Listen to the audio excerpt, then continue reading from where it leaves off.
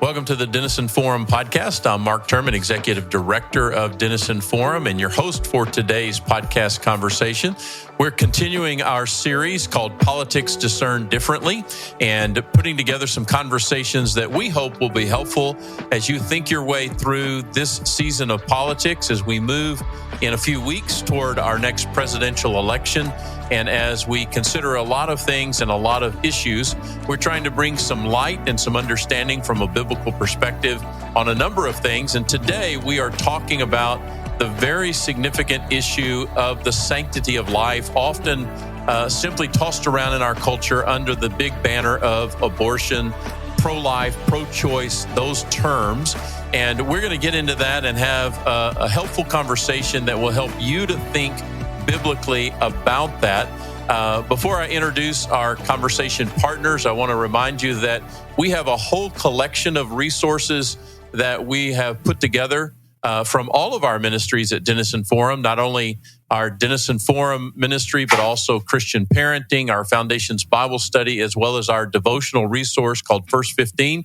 You can find connections to all of those resources on our webpage, which is denisonforum.org/election, denisonforum.org/election. You can find a whole host of things that you can search topically, that you can pursue through any of these other ministries that we have. And we hope that all of that will help you to have a really helpful, peaceful, and hopeful perspective on this season of politics. So as we talk about sanctity of life and the gift of life that God gives to all things, we've invited our friend, Dr. Katie Fruge, to join us today. She is the director of the Center for Cultural Engagement with the Baptist General Convention of Texas, or what I like to say more easily, just the Texas Baptist Convention, which is a collection of about 5,000 churches spread out across Texas. And Katie helps those churches and their leaders with issues of ethics, public policy, community ministry, chaplaincy, multicultural ministry, as well as other things under a broad banner.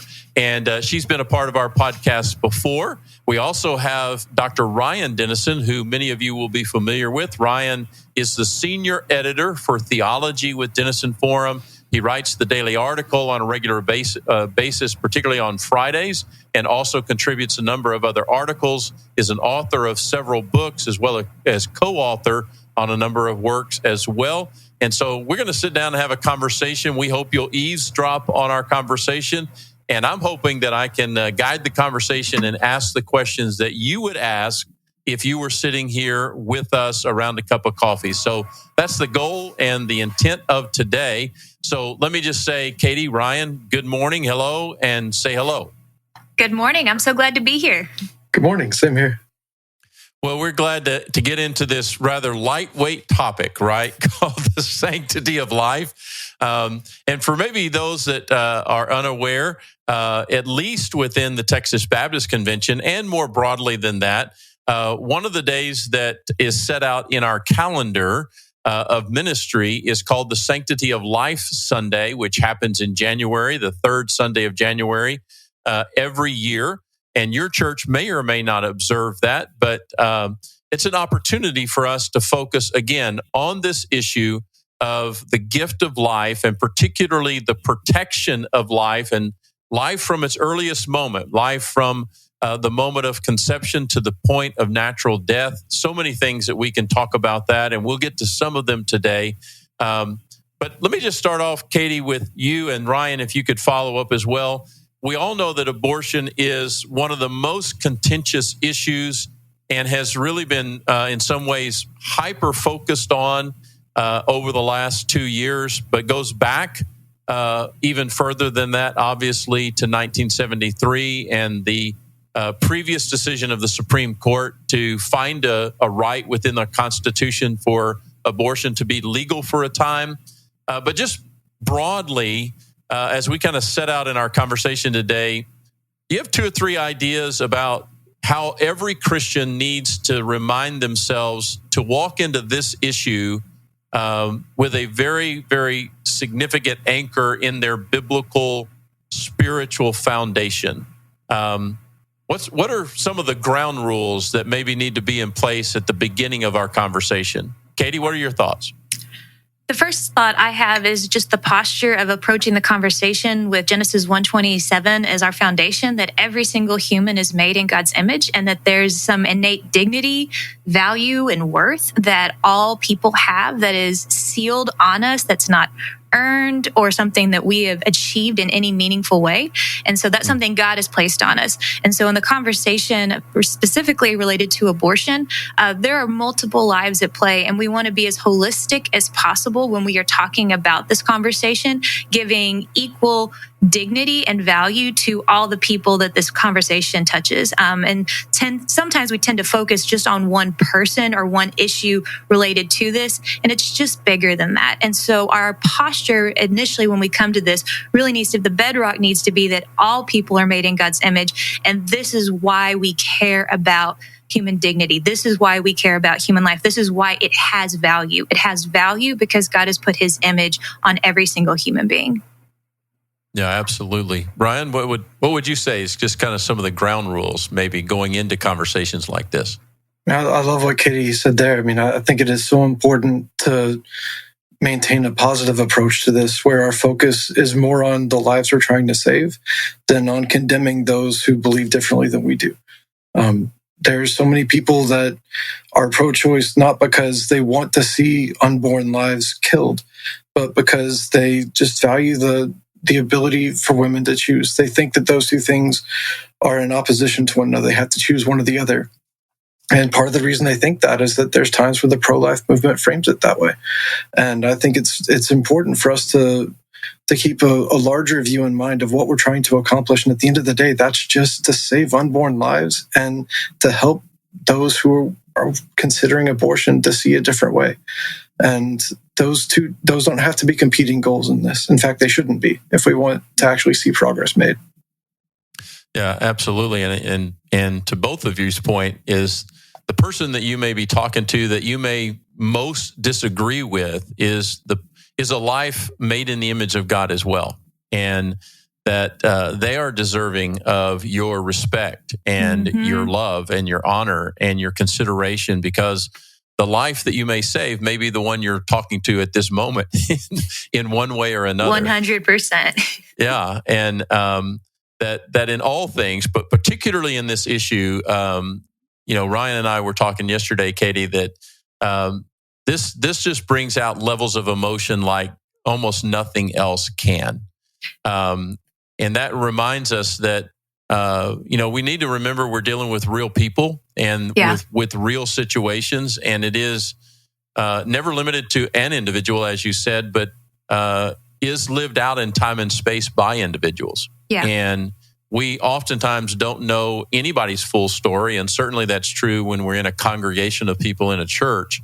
And so we don't know what their story may be and how they may or may not be connected to issues of life, and particularly the life of the unborn. And so having a real sense of compassion, of humility, biblical conviction, absolutely, but always walking into those conversations with civility and with respect and with all of the fruit of the Spirit is really just the framework that we have to walk into this and every issue with going forward. I was wondering, Ryan, as we sit here and think about going into this election, and I don't think any of us anticipated, 2 years ago, 5 years ago, that this would be such a predominant conversation again. We felt like in many ways we kind of moved past some of that as a political thing, but we're now a little over 2 years past the Dobbs decision that overturned Roe v. Wade, 1973, the right to abortion. I just kind of get from both of you kind of a sense of where you feel like we are now culturally and politically with the issue of abortion and the sanctity of life. What do you feel like is new or that we've seen come back around that maybe could frame our conversation for today? Ryan, how would you answer that? I think one of the big changes has been prior to Roe v. Wade being overturned, the pro-choice movement often approached this issue as if it was more of a minor annoyance that they had to talk about it at times. But there was a basic understanding that, or basic belief that the law of the land was fairly safe with Roe v. Wade. When that was overturned, I think the roles have reversed, where the most passionate people on this subject are now on the pro-choice side. And that has reframed a lot of how it's discussed. In a lot of ways, the pro-life movement has sort of lost our voice. We're on the defensive far more than we should be. And I think the times where we try to be more proactive about it, we often approach it the wrong way, where we're trying to, like as we discussed before, we're trying to demonize the people who think differently than we do. And I feel like in a lot of ways, there was a segment of the pro-life movement that thought, okay, if we can just get Roe v. Wade overturned, we'll be okay. And the reality is that took it from a national conversation where one vote could change it to a state conversation where now 50 votes can change it. And so we've multiplied the realms in which we have to have this discussion, where we have to fight for life. And I don't think the pro-life movement was necessarily ready for that reality. I think a lot of us underestimated what that was going to look like. And I think we're seeing a lot of people on the pro-life side, we're trying to play catch up to an extent. And I don't think we're playing that game very well. Oh, yeah, I can to think about. Go ahead. I completely agree with what Ryan said there. And think in some ways the pro-life movement pre-Dobbs was so singularly focused on the overturning of Roe v. Wade, we were unprepared and caught a little off-footed when it finally happened. I think it happened sooner than a lot of people were expecting to, and there really wasn't a unified, cohesive game plan on what happens post-Roe within the broader pro-life space. And I think that really is shown, it's played out when you look at the elections post-Dobbs. Abortion has been a winning issue every single time on every major ballot. And I think it's because, as Ryan alluded to, the pro-choice side is now the side that is singularly focused and has an aim and a goal that they're all marching towards. Where on the pro-life side, we're seeing kind of a scattered approach. There's not a lot of even unity, even within the pro-life space, on what regulations we want or what our focus should be. And so there's a lack of cohesiveness even within the pro-life space right now that I think is unfortunate when our ultimate goal is to see fewer abortions and more lives saved. North Texas Giving Day is coming up next week, and it's a crucial moment of the year for Denison Forum. In fact, North Texas Giving Day is always our single biggest day of giving. So we want to ask you to give generously on or before North Texas Giving Day to help provide biblically grounded and civil content that inspires, informs, and most importantly, transforms lives for Christ. And here's the best part. You don't have to live in North Texas to make a difference. Your support from wherever you are can double your impact thanks to a special $75,000 matching grant. You can give now by visiting thedailyarticle.org. That's thedailyarticle.org. Every gift helps guide more Christians through these challenging times with a steady, nonpartisan, and civil voice. Join us in making this North Texas Giving Day a powerful moment for our ministry and for our shared mission to reclaim our culture for Christ. Visit thedailyarticle.org today to give, knowing it will be doubled by the matching grant. Thank you for your generosity and partnership.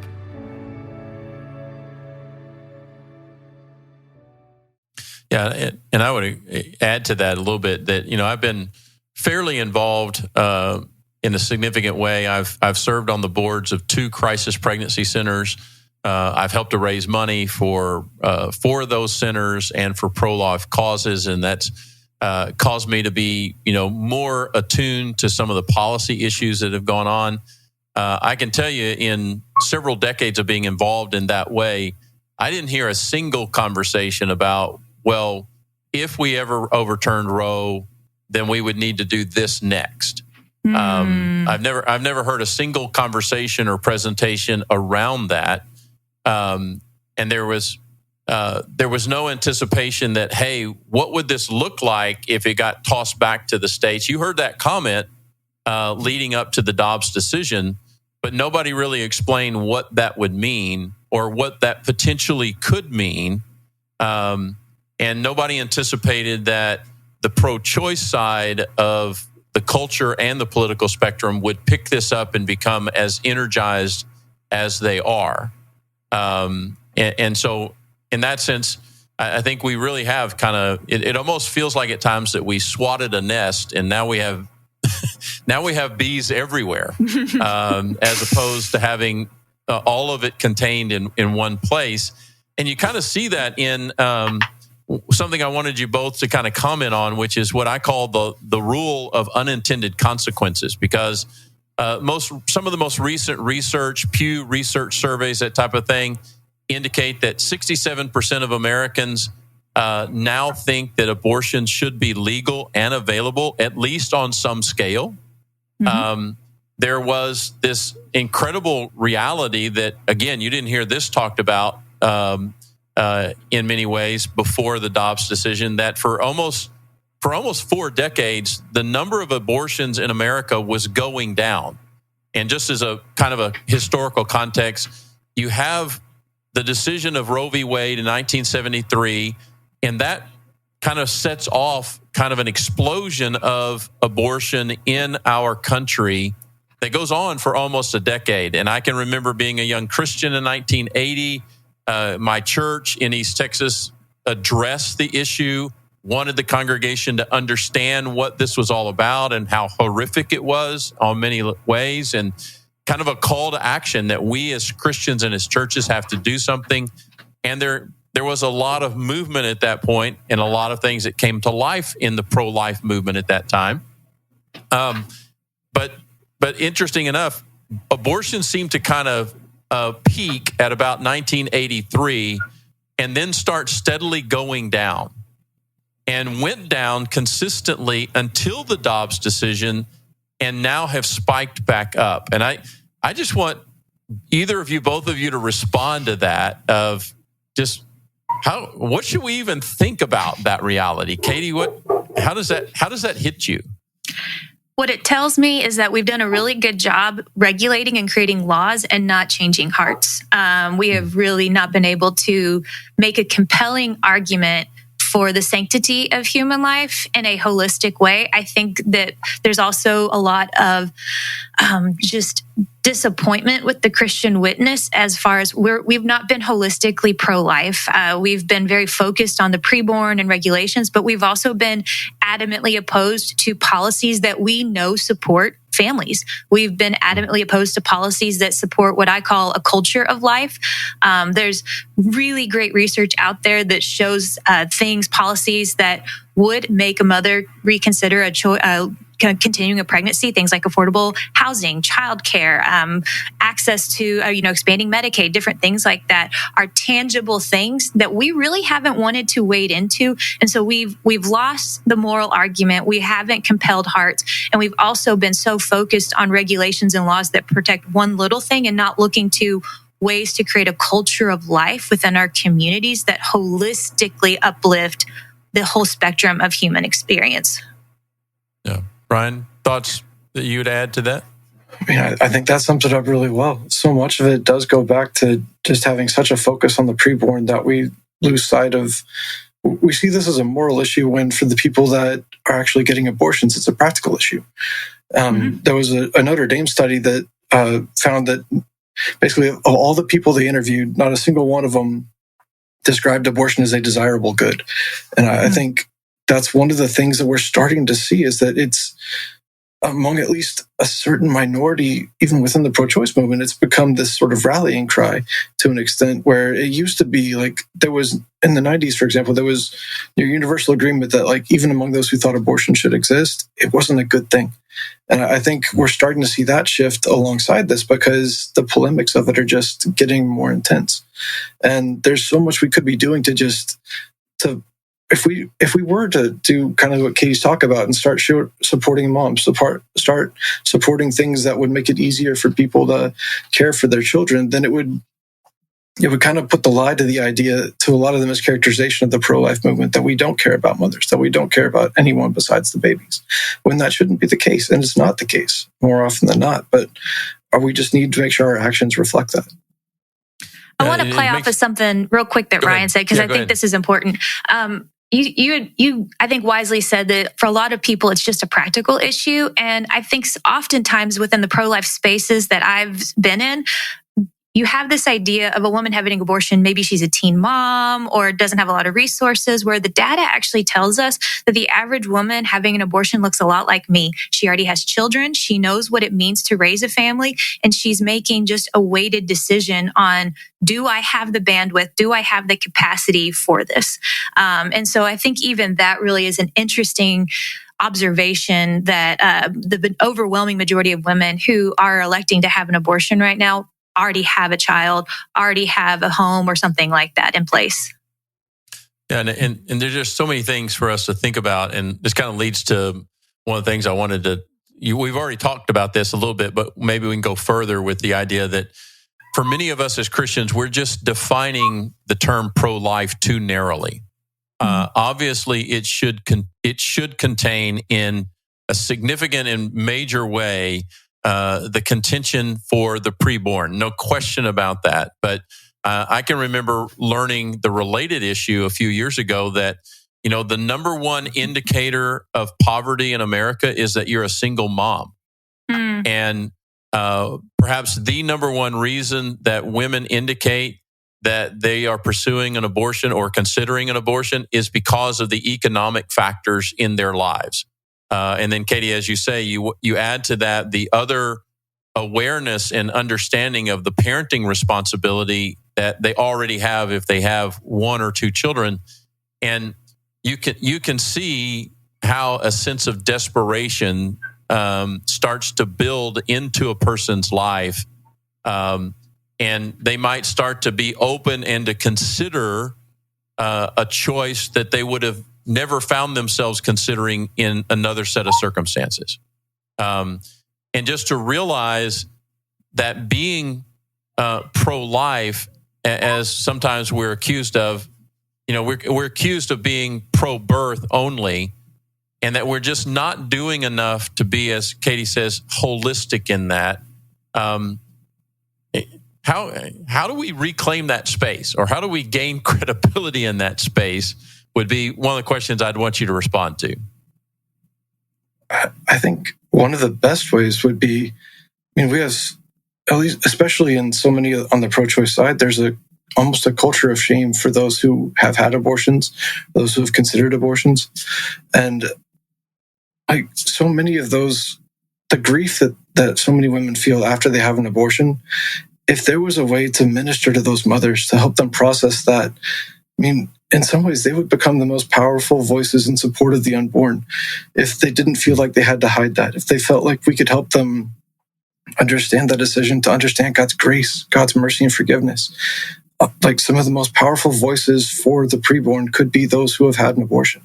But if we foster a culture of shame around that, if we foster a culture that demonizes those who've made that decision, then we're going to lose that voice, and we're going to make those mothers just continue on their grief alone. And that's not a Christian response. It's not an empathetic response. And practically, it's not a wise response. And so, Katie, if we're kind of trying to put some life in this for an individual Christian or a church congregation, what would be some ways that, just say, a church could be more holistically pro-life, as opposed to just simply saying, "Well, we oppose abortion," and obviously that's a thing to do. But what are some other things that a church or a believer could do to kind of build that out further? I think just taking a posture of listening and believing the felt needs of the mothers within their community. Statistics definitely tell us that this is not an issue outside of our pews, that there are women in our pews who have experienced abortion, and maybe creating space for them, first of all, to be honest about that experience and the decisions that led up to it, and then saying, how can we come alongside you and help the next generation? How would we be able to help the next mom be able to see a path forward? What we've really got to do is claim the space within the church community that shows her a path forward. Maybe that's creating more of an opportunity for childcare, maybe more Mother's Day outs or programs like that to be able to create on-ramps within the church community. It's incredibly difficult to raise children no matter this, and even in the best situations, it's hard to raise kids. It is really hard to raise a child. If you are a single parent, if you are living in poverty, you need a church community. That is going to be a critical component to being able to thrive and have the resources you need to raise a child well and be able to see a path forward. And so even just creating a church community for moms, be able to create community, that will be an essential piece that really in some ways only the church can do. The church has the bandwidth. The church has the manpower to be able to meet the need of that moment.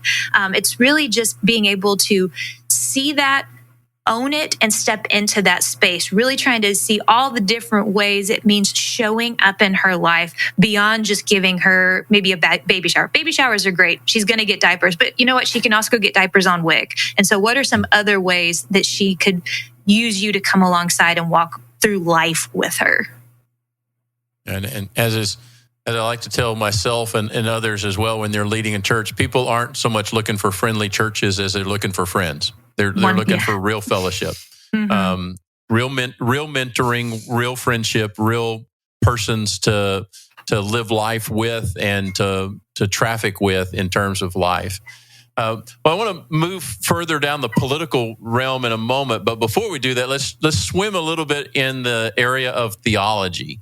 And for a moment, try to put ourselves in the position of Christians who say that they are willing to make allowances for abortion, at least on a limited scale. And let me just stay right here at the beginning that I'm not in any way saying that any of the three of us, and certainly the ministries that we work for, are in any way endorsing this. This is really a conversation of trying to say, well, if I was going to try to understand the other person's perspective, that person that, you know, when you have 67% of the country that says that they believe that abortion should be available on at least a limited basis, when you have at least 67%, there's a lot of people in there that are Christian in that 67%.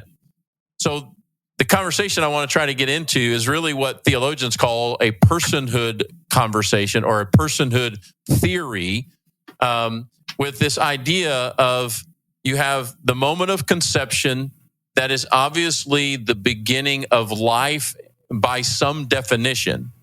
And then there's this whole area of theology that flows from that called, okay, when does this become a person? And there's a range here, at least, that goes from, okay, that is a person in the fullest and complete sense that you can say it is at the moment of conception. There are many that believe that. I believe that, I think, intuitively all of my life, and particularly all my life as a Christian. But then there are others who say, no, that idea of full personhood happens somewhere in that process of fetal development. And again, we're trying to help ourselves think, how could any Christian make any allowance for abortion, particularly like when we talk about making allowances for an abortion in the case of the life of a mother that's being threatened, or in the case of rape or incest. Those are common ideas of allowances that some Christians, many Christians, maybe perhaps embrace. So how does that Christian get there? Recently, I ran on to the reference of Exodus 21:22, which is a reference to a premature birth or a miscarriage, we might say, as a text that a person who would accept, a Christian that would accept limited expressions of abortion might point to.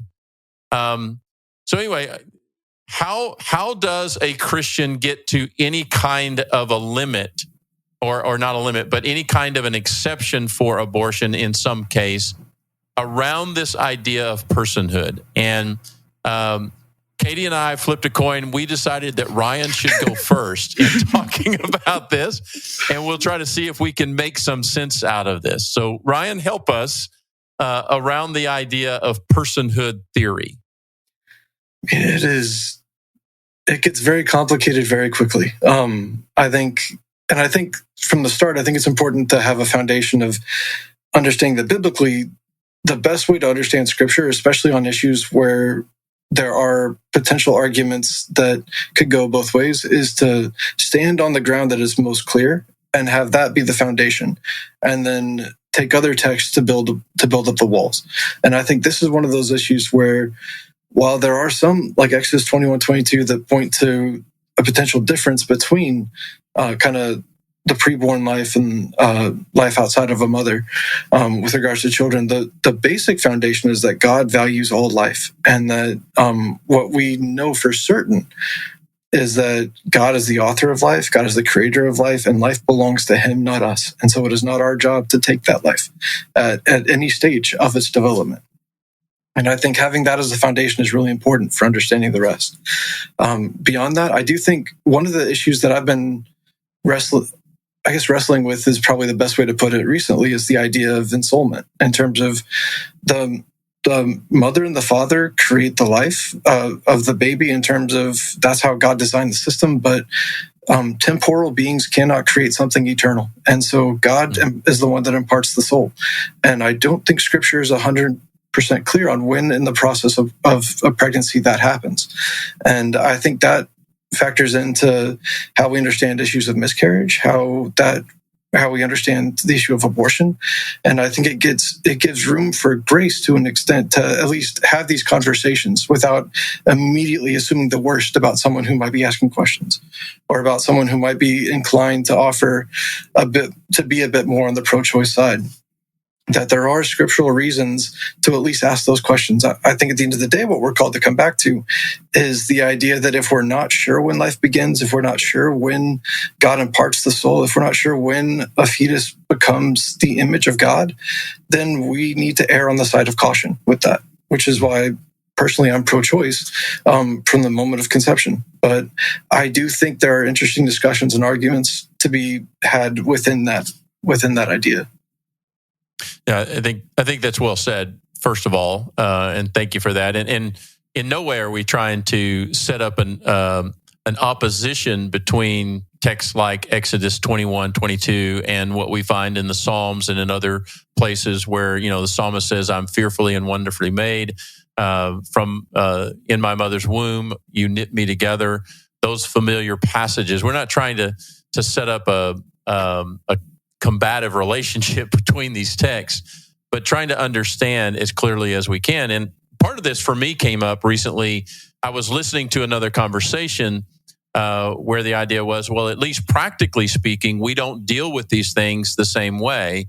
Most of the time, if somebody has a miscarriage, particularly a very early stage miscarriage, we don't treat that the same way that we would if that child died, say, in the first year of its life outside the womb. We don't treat those situations the same in most cases. Maybe we should. You might make a case that we should in some people's minds. But Katie, how can build on this for us and help us to get the best handle on it we can?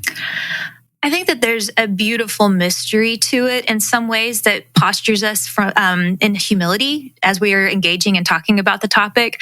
I do think there's something interesting when you look at the creation account where God, I think it's in Genesis 2, God forms Adam and he's got his physical body, but then he breathes his spirit of life into him. And the translation is something to the effect of like a living soul or a living being. And I think the question really is like, when does God impart that? And I think in honest humility, we can say, we don't know. But that doesn't mean there's not a sacredness for life, even at the very onset of it. And so I do think, practically there is a difference between, there's real grief in a miscarriage and there's real grief when a parent has to bury their child, and they're not the same. But it's still a uniquely different grief because of the sacredness of something that has been lost when you miscarry at 10 weeks that is different than when your puppy dies. And there is something fundamentally different in the life lost in the human and they're both griefs, they're both real, but I think we innately and fundamentally can still recognize the sacredness of this process that's happened and something that's been lost, without having to go into, well, at this exact moment, the soul was created. Like, we don't have to have all the answers to recognize the sacredness of it. Yeah, and I think it's really important for us to kind of think through this and to think through this theologically for a couple of reasons that come to mind as I think about it. One is maybe it will help us to have better conversations because we might more consider that the person who has a more pro-choice opinion is not simply motivated to eliminate babies because they see them as inconveniences. If we go back to that Catholic study, the Notre Dame study, that across the board, no one felt like an abortion was a positive, good event. Okay. Mm-hmm. And if we could have that more understanding and perhaps respectful position of, look, most people, the majority of people, be they Christian or not Christian, are not just out to get rid of children that are inconvenient. That's not where they're coming from. And if we could embrace that, we could have a better conversation with them because these issues are complicated. But Ryan, I like where you came around as well to this idea of we can't know some of these things, and we will never know exactly how the joining of two lives creates a third life, which is just an enormous expression of trust that God would allow us to be involved as human beings in this in the first place. When you think about it, that we get to participate in creating another human being that can live for all of eternity. Okay. We're never going to know everything that God knows about that process, and we should be humble about that. But I love what you say in the absence of God revealing those secrets to us, we should always lean in the direction of the sacredness of life that Katie's talking about. And that, but at the same time, when you're living in a culture and you're living in a country where not everybody believes the same, and you're trying to create policy and law, at some point you have to make some kind of a decision, or else you're not going to have any kind of law to guide the group of people that are in the country. And that's why all of this, I bring it up, is because this is all of what's behind different views that say, well, abortion should be legal but limited, and it should be limited to this number of weeks, or it should be limited to the presence of a heartbeat, to all the way to the other end of the spectrum that gets really scary when it starts to sound like infanticide by people on the far, far extreme who would say, well, no, parents can decide to abandon their children even at the time of birth. And there's very little of that, but there are some voices in that regard. And then, so anyway, those are things for us to think about when we're trying to think about, okay, what about policy and what about law? And what about conversation with somebody who sees things in a different light than we do, which is kind of where I want to move the conversation next, which has to do with politics and political parties. Okay. I want you guys to talk about how do Christians view and engage political parties, and obviously by extension, those that represent those parties, but mostly the party. What do we do when there is a particular aspect of those parties and their proposals that don't align with our Christian values? And kind of what's behind this, I'll tip my hand here, is that it kind of feels like now we're to the point where neither party is as pro-life as we would want them to be. People will argue with that, but that's just an opinion I have. It feels like with the changes that the Republican Party made to their platform earlier this summer and some of the other rhetoric, it kind of feels like that all of us in the Christian community who are strongly pro-life feel like maybe we have neither party to look to. Katie, you deal with public policy on a regular basis. How should we think about this? One of the things that's probably the most frustrating for me is how different partisans grab what I would consider to be a pro-life issue and we put them in R&D buckets. And it's really kind of makes our holistic view of what it means to be pro-life. It kind of feels anemic because you're going to take the preborn argument and we're going to put that in one issue. But then we're going to talk about other ways that support a culture of life, and that's going to go over in the D bucket. And so I think one of the spaces Christians need to reclaim is just not being owned by either one party, that ultimately our loyalty, our citizenship is to the kingdom of heaven. And we are trying to faithfully represent that and live it out as holistically as possible. One of the things, one of our team members, John Litzler, the way he describes it is advocacy is telling someone what matters to you. Christian advocacy is telling them what matters to Christ. And so when we're going about engagement, we want to be holistic in our conversation here and not be owned or pigeonholed to just one particular issue. We don't want to just vote based on, well, what does this candidate say about, the preborn, and not look at the holistic spectrum. Is he honoring a culture of life through natural death? We really need to re-expand our imagination when it comes to the pro-life conversation, to reclaim it as a holistic piece and not just one very minor, focused issue. Yeah, very helpful. So, Ryan, build on that from some of the things that I know you've been thinking about, just how politics tends to oversimplify big complex issues like this and then use them for political advantage rather than because they are deeply rooted in moral conviction. Can you kind of chase that out a little bit further based on what Katie set up for us? Absolutely. And I think she's right. There's so much of the pro-life movement that involves issues beyond just abortion that we need to take into account.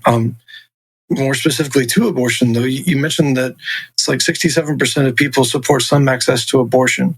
But if you break that down by trimester, 55% of people oppose abortion in the second trimester, and 70% of people oppose abortion in the third. And so part of how we've seen this change on a state-by-state basis, where you have states that are now enshrined it up to abortion rights up to viability or up to even the point of birth, when that goes against public sentiment, public opinion, is because we've created a binary decision, either essentially no abortion or all abortion.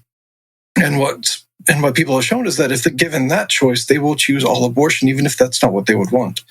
And I think there's so much ground to be taken, whether it's just trying to push for laws that ban abortion after the first trimester. That is still progress. Even if it's not what we may want, it's still progress. And I think when we look at it politically, being able to have conversations to be less absolutist about what needs to happen so that we just keep in mind the goal is to save lives. And even if it's not all the lives we would love to be able to save, saving some is still good. And I think what has been shown in the democratic process is that, if we were in a monarchy, the king could just say no abortion, and that's the law. In a democracy, you have to take public opinion into account. And you have to work from that. And public opinion is not on the side of no abortion. And so I think it would be great if we could just take the victories that are there for us and then from that platform keep pushing. But the other thing to remember is that while this is a political issue, so many of these decisions, the government's never going to mandate abortions be done. And so even in states where abortion is legal up to the time of death or up to the time of birth, we can still fight for life. We can still, through crisis pregnancy centers, through conversations, through our churches, and working to create a culture of life where we help people make the right choice, even if it's not a legal choice for them, it's a personal choice because of what the laws are. We can still help them choose life. And I think if we could shift more of our focus to that, for far too long, we've put all of our hope in politics on the issue of abortion, on the issue of being pro-life, and that's just not where we were ever going to see our greatest progress. Yeah, I think you're exactly right. Katie, I wonder, from your involvement in public policy, do you think that too many of us as Christians have kind of taken an all or nothing approach when it comes to policy, that well, no, we're not going to settle for a 15-week ban, or we're not going to settle for a heartbeat law. If we can't have the whole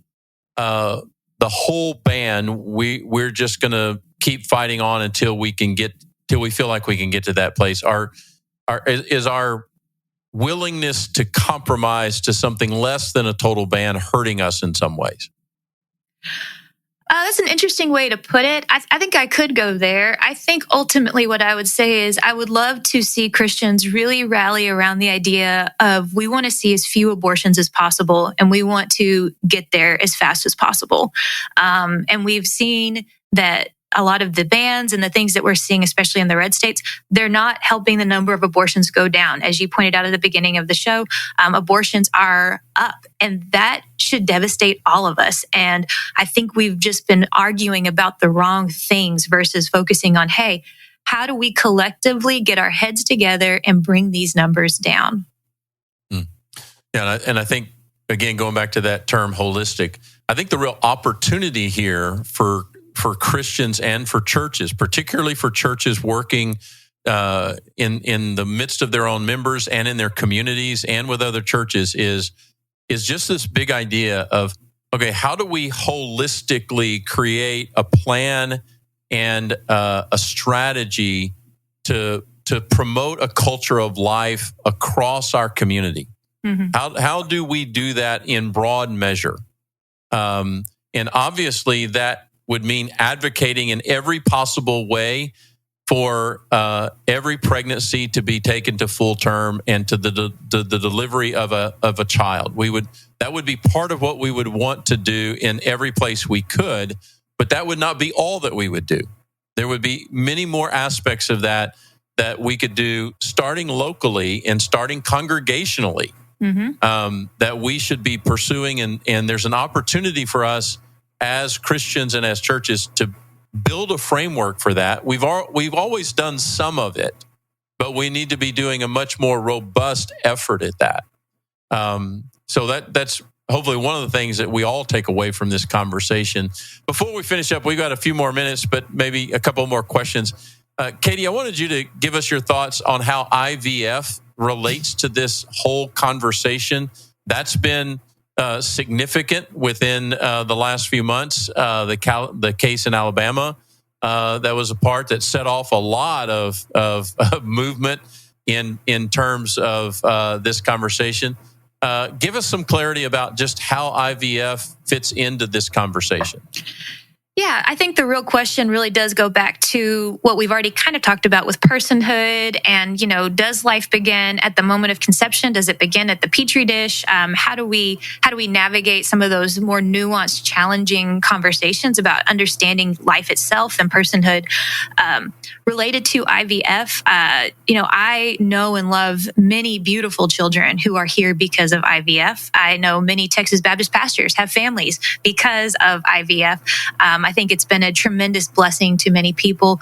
And two things can be true at the same time, that IVF is a gift that has brought beautiful life that are full image bearers. And it's been a positive thing for so many people. I think there's also some space to have questions about the regulations and guardrails around how we treat the embryos.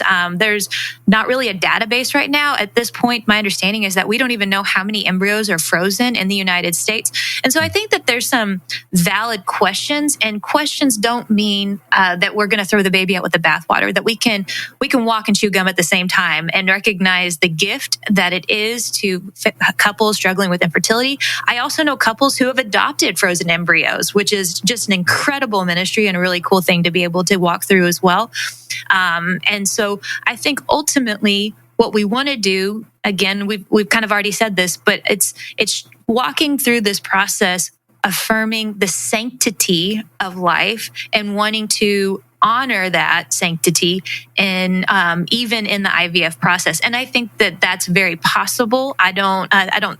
I think that it's just trying to be cognizant of saying, hey, as we go through this incredible scientific process now, what does honoring life look like? And I think that's the posture that we're trying to have when we have a conversation about IVF. Yeah, and really important. Brian, anything you wanted to add there? Or? Honestly, I think that sums it up really well. If this is an issue that it's complicated, there's a lot to it. But again, just remembering that we're talking about people rather than just ideas, I think really can help us be more empathetic with the way we discuss it. And I think that's one thing that's essential to doing this well. Yeah, and again, just that posture of humility and consideration, respect. If you've ever known or walked with anybody through a journey of infertility, you know what a hard journey that can be. And yes, there are important ethical, spiritual, moral questions here that we need to think prayerfully and deeply about. When that case came out a few months ago in Alabama, two of the pastors that I know well and that I respect deeply didn't have exactly the same view of it. They honored life in both respects, but they didn't have exactly the same views. They were still working out their thoughts and understanding. And so there's a lot to it, a lot of complexity. Ryan, I wanted to maybe get a thought or two from you before we finish up on the reality that today in the world that we live in, most abortions that happen are not surgical, they're rather chemical. And that's really a huge reality that has come about in rapid form, particularly over the last 3 years or so. And we talk about this all the time in the environment when I'm helping with crisis pregnancy centers on a local level.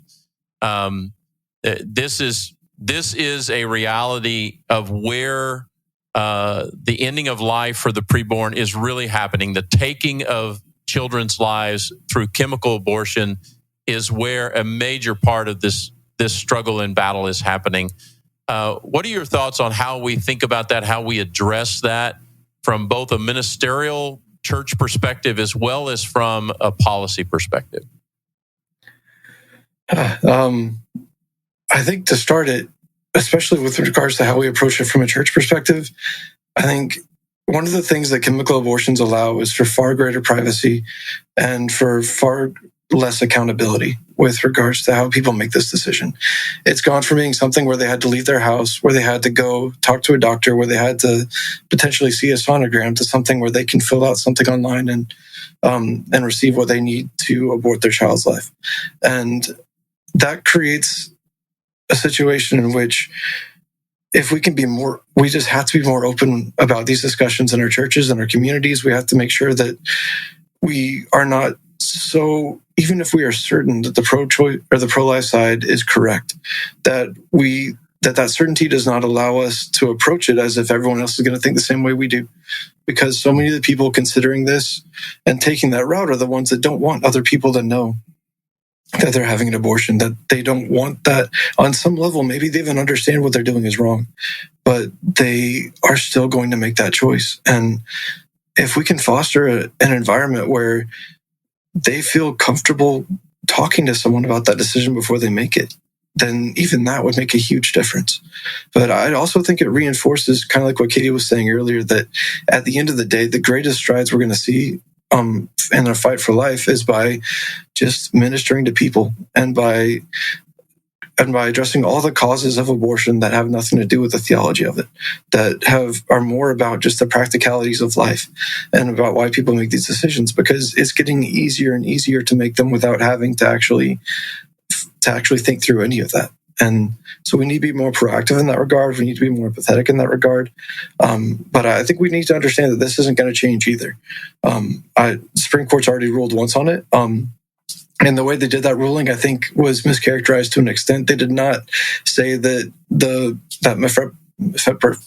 the abortion chemical drugs, because I'm struggling to say that one right now. That has a really hard name. Yeah, that one is going to be forever legal. That was not what they said in that ruling. They just said that the people that brought that case didn't have standing to bring it. And so there is hope that maybe this can change at some point, but that doesn't seem to be the direction either the courts or laws are heading. And so I think we need to understand that this is going to be a new reality for how abortions are being done. It's not likely to change, and we need to change in response to it. I would also add to that real quick, again, just as a word of warning to all of us, not to repeat our mistakes from history. You know, we put all of our focus on trying to overturn Roe, and we kind of put all of our eggs in that basket. We don't want to put all of our hope on, well, if we could just make chemical abortions illegal, then they won't happen. That's just not the case. Even right now in states where chemical abortions are technically illegal, there are ample ways to still be able to get access to the abortion pill. And so we ought to be very careful in putting any hope in the Supreme Court and making regulations. Yes, they're helpful and they can give some guidance, but I think it's important for the church not to repeat the same mistakes we made with Roe. Yeah, and there's so much to think about here from the standpoint of access, and we see this with other types of drugs and things. Just the ability to stop any particular drug in the world from getting from one person to the next is enormously difficult. Mm-hmm. And so, yes, we should consider and promote and advocate for policies, particularly for people taking any kind of medication without proper oversight and supervision. There are medical ethics there that apply not only to the chemicals that produce an abortion, but that do other things as well. But in the world that we live in, the ability to traffic things through the mail system and other things is an enormously difficult problem.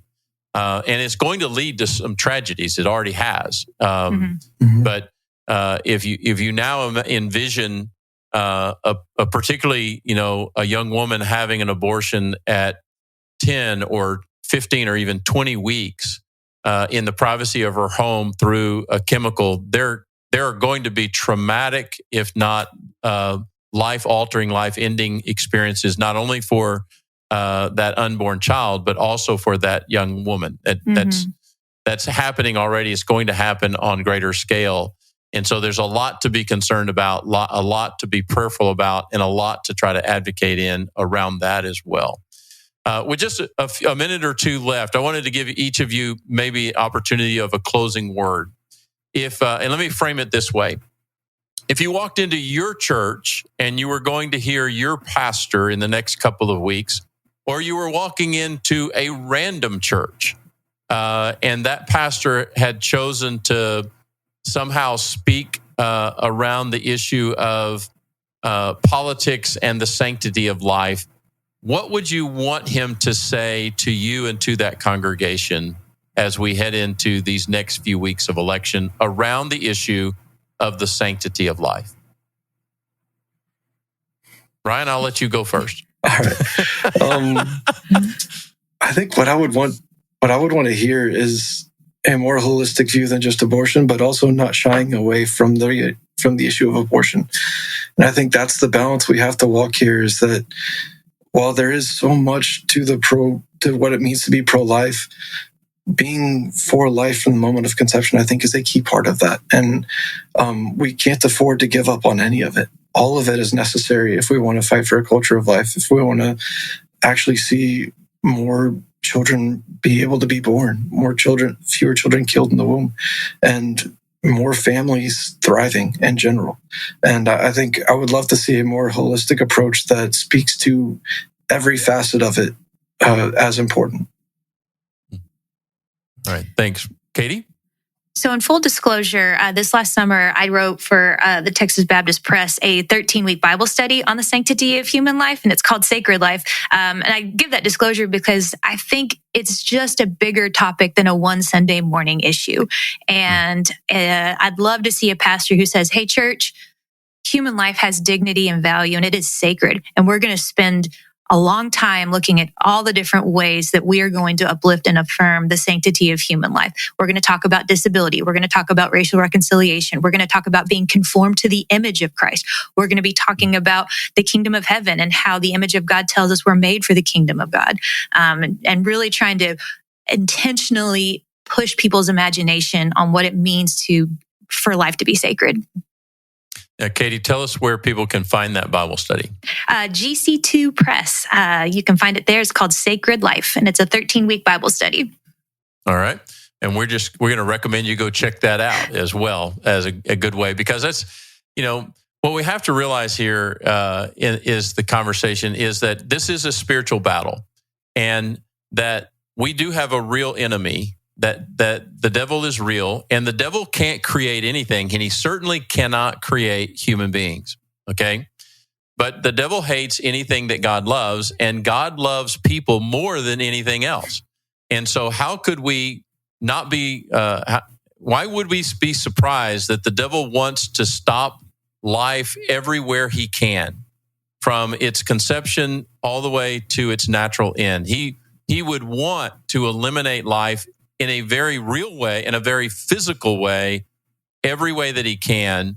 And he does that in other ways, emotionally, relationally, mentally. He's out to destroy at every level. And that's why we need a broad and holistic approach, personally and congregationally. And we hope that our conversation today helps you to think in that direction. Realize that if things are being oversimplified, that's probably not coming from God. That doesn't mean that we get to check out because it's hard and it's complex. The most important things are oftentimes hard and complex. But God has promised to help us. He's given us His Word. He's given us His Spirit. And He's given us each other in the context of the Christian community to work with Him for the saving of many lives, as the Bible says in several different places. Guys, thank you for being a part of the conversation, and want to thank our audience for listening in as well. If this has been helpful to you today, please rate, review us on your podcast platform. Share this with family and friends so that you can have a conversation with them as well. We hope it helps you to navigate this season of politics as we move toward important decisions in our country. Let me remind you as well, you can find additional resources, as I said at the beginning, at denisonforum.org/election. And we hope you'll check all that out. Thank you for supporting us and being a part of the conversation. We look forward to being with you the next time on the Denison Forum podcast. God bless you.